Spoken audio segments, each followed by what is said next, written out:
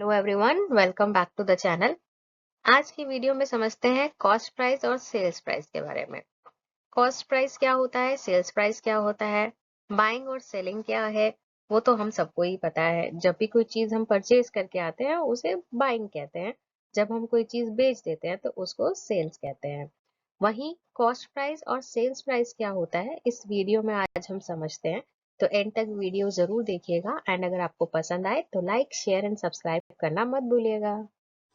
Cost price versus sales price मतलब buying versus selling.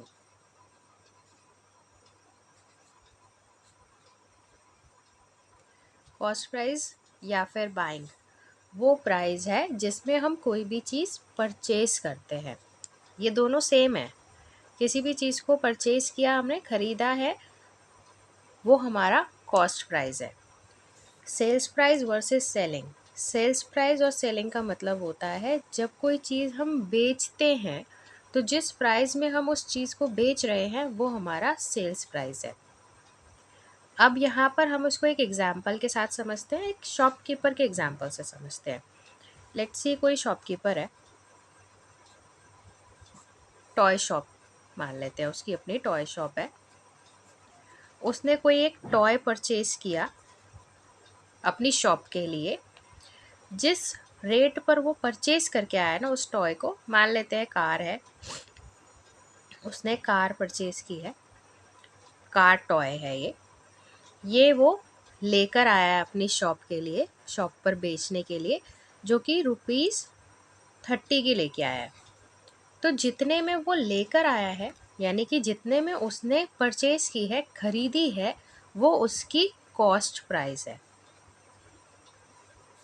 जिसको short में सीपी बोलते हैं। ये इसका कॉस्ट प्राइस है। अब वही टॉय यानी कि वही कार जब वो किसी को बेच देता है, सेल कर देता है उसकी, मान लेते हैं वो ही कार उसने ₹50 में बेच दी। सो जो ये ₹50 है, ये इसका सेल्स प्राइस है, जिसको हम एसपी बोलते हैं। तो यहाँ दोनों में डिफरेंस क्या पता चला हमें?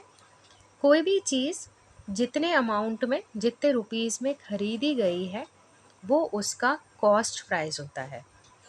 वही चीज़ जब किसी और को बेच दी गई है तो वो हमारे लिए उसका सेल्स प्राइस होगा। कॉस्ट प्राइस खरीदा हुआ पैसा, खरीदी हुई चीज़ में दिया हुआ पैसा, और सेल्स प्राइस बेचकर जो पैसा हमें मिला है वो सेल्स प्राइस होता है। इस चीज़ का बहुत ही सिंपल एग्जांपल से हमने समझा, शॉपकीपर के वे में। क्योंकि शॉपकीपर है जो कोई भी चीज़ परचेज करके लाता है अपनी शॉप के लिए, तो उसको वो चीज़ आगे बेचनी होती है। एज एन इंडिविजुअल ग्राहक, अगर हम कोई चीज़ परचेज करते हैं तो हम उसे आगे नहीं बेचते हैं, वो हम अपने यूज़ के लिए परचेज करते हैं, तो वो हमारा कॉस्ट प्राइस होता है।